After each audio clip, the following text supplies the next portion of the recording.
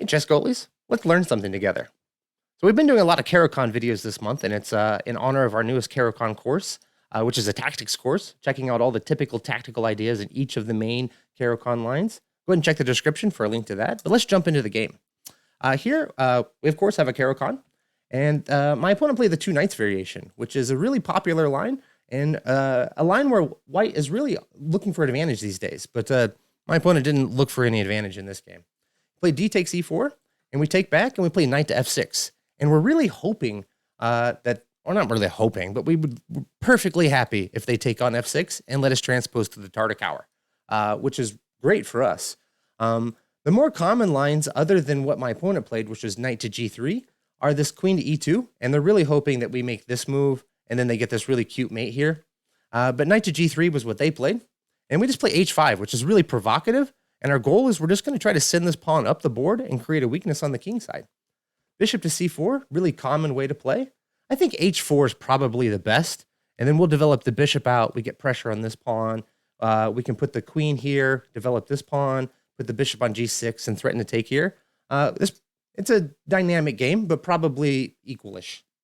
We play h4, and we kick the knight back, and we go ahead and we attack the pawn. And here my opponent chose a move I'd never really seen before. They played knight to f4, which I had never seen this. I'm not sure. I don't think it's that great. It's better probably to go ahead and just take the pawn, and then we take with the bishop, and we just have a game. We're better, but it's a game. So after here, we take, they take back, and then I chose to develop my bishop out to g4, which is actually a mistake. Take a minute, see if you can figure out why. All right. So the point is that white has this fantastic move, and if we take the queen, we just get checkmated. But we can avoid this. This is not something that has to happen. Instead of bishop to g4, there's a really interesting idea of playing queen to a5 first. And the point of queen to a5 is that white doesn't want to castle kingside, as you can see.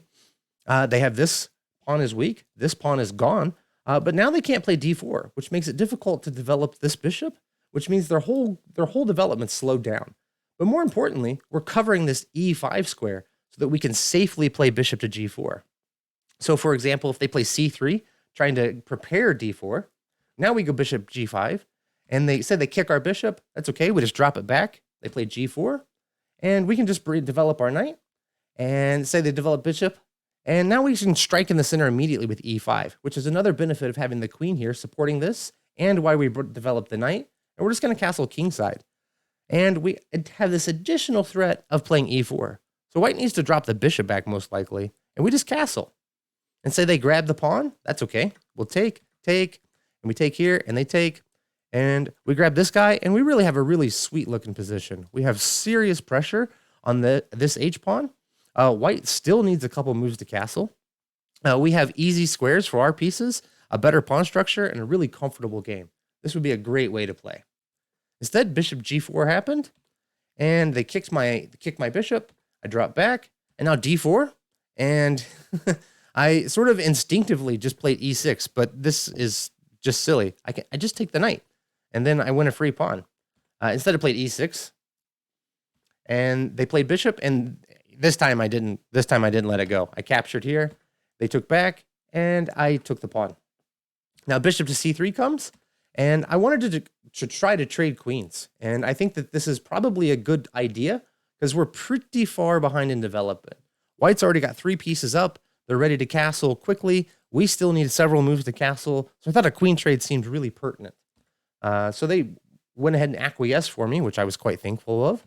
We took, and he brought this guy in, which is sort of obnoxious, but, you know, it's an active looking piece. But we're going to be able to kick it around a little bit now. So we kick, and they went here.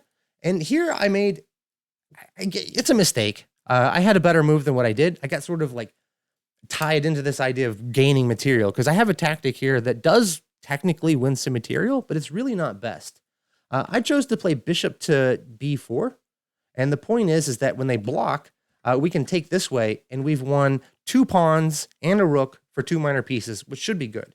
And this is totally okay to play, but I think it's better to just take the bishop, not developing, but just take this guy. And I really didn't want to do this because In my eyes, I was just correcting white's pawn structure. And I think too heavily in terms of pawn structure, and I think a lot of us do. I think in terms of like how much material is there on the board, which you can see like the line I did choose and why I didn't choose this one, because this one seems like we're just fixing the pawn structure. And I mean, this pawn looks really weak on f2, and I'm attracted to that idea. But I often overlook the piece dynamics, and white has the bishop pair in a position with a totally open center, and that's giving them probably way more than enough compensation for the weak pawns. And if I can get rid of that bishop pair, even at the cost of correcting the pawns, that's certainly good for me. So a line would look something like we take, and they take back, and we can develop here quite comfortably. And the knight has to move, and we play rook to d8. We don't want to castle queenside, and we don't want to castle queenside. We don't want to castle either way. I can't speak or nothing. Sorry, guys. We want this rook on the H file because we're touching this pawn, and we want our king close to this pawn because this is maybe the only soft spot. And one of the other benefits we got from taking here was that we now have a passed pawn, and there's a lot of pieces that have already been traded off the board, and we want to keep our king close to these pawns so we can advance them up the board. So rook to d1, white can't actually castle. I mean, if they castle, then we have f5, and this knight actually has nowhere to go. We're covering all of the possible escape squares. And so something like this would be great. We give this check. We can tuck our king here. We have this safe square. We're just up a clean piece and for one pawn, and we'll probably be able to trade off a few pieces, go win these guys, and queen this pawn. You can't castle. Instead, rook to d1, and now we can just bring our king out, and we're slowly going to just advance our pawns up the board and probably be able to initiate some trades, and we're going to have a really sort of fantastic looking game with a clear plan, safe. White doesn't have a lot of dynamics, and we don't really have any targets at all. Unlike what I did when I went and won extra material and left the bishop pair on the board, I make things a little bit harder on myself than they need to be. And here, I made another sort of mistake. I spent quite a bit of time here trying to figure out like what's the best way to go with this, and I wanted to castle queenside. And because I want to advance these pawns, this pawn's a little drunk. But I was afraid of this bishop, which is hilarious because I had an opportunity to snap that bishop off the board, and I didn't do it. Notice this weak pawn that I wanted to leave on the board is weak. Can you find any way to attack it? Like how many moves I can play like this? I mean, that's just ridiculous and not going to do anything. I mean, this pawn is okay. I can get one piece attacking it. I can maybe play like this, and then like, there we go. But like, that's just not going to happen. This pawn's not really weak. And so when I castled this side, I made this rook less active. I didn't do anything to help this rook. And my king is not next to the pawns where it wants to be. Castling queenside makes so much more sense. It helps. It's already here to support my pawns. I can play b5. I can play king b7, a5, king b6, and just slowly start working these pawns up the board and probably queen one of them at some point. Instead, I castled this way, and I went here, and I brought the knight. I wanted to put the knight into d5, but this bishop is so annoying. It makes it so hard to advance these pawns because they don't have access to so many of these squares. Bishop to b3, and I brought a rook in because I thought it'd be nice to trade some rooks, and I did. We get these trades in, so now we have the two bishops versus the rook, and I started to actually get a little bit concerned. Like, those bishops have complete domination over the board. There's not a lot of open files for my own rooks, and I started to worry that, like, if I push my pawns too much, I might lose some of them. I kicked off with b5, which actually the computer says is the best move. But when I was analyzing later, a move the computer likes just about as much, and that I honestly think makes things simpler, is if we play just king f8. And the point is I'm going to say, hey, remember when I castled kingside? Well, I'm going to undo that now and just bring the king slowly over to this side of the board. And the game might end up looking something like this. We just continue to bring our king in. We're going to push the pawns up the board. We try to get the rook active. We bring the king up. And we're just going to advance all of the pawns and use our kingside pawns to take away central squares from the bishops. And eventually something like this is going to happen where the bishops really run out of moves and we get all sorts of activity, and we're just going to drop all of the pawns. We get passers, and they can't really move them. And something like this would have been a cleaner way to go about things. Instead, I play b5 immediately, and he drops back, and I still have more opportunities. I can still continue to do what I should have done. I mean, I could have played f6 here with the idea of shutting out this bishop and then bringing my king across, and we would have had a similar type of game there. Instead, I tried to do things like without my king. So I played a6. He starts to bring his king up the board. I played c5, and his bishops just get in. And like, this is already really uncomfortable. And I really started to think that I might be blowing this entirely. Turns out I'm not. I actually have exactly the same advantage that I had 5, 6, 7, 8 moves ago. But we're doing okay. So I went ahead and tried to get active, and I thought I might end up dropping a few of these pawns.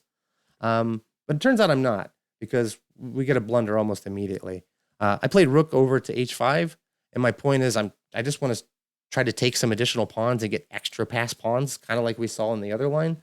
And here my opponent took the pawn, and he just hangs the bishop, so we're golden. But for me, the most important thing that I want to take away from this game is this position right here, where I chose to go ahead and try to win some additional material, and instead misevaluating the importance of the bishop pair the white has and how uncomfortable they can make things and how difficult it was to try to like think of how I'm going to advance the pawns. I mean, I played around with this with the computer, and with the computer's help, I was able to win that ending with the extra pawns with the rook versus the bishop pretty easily.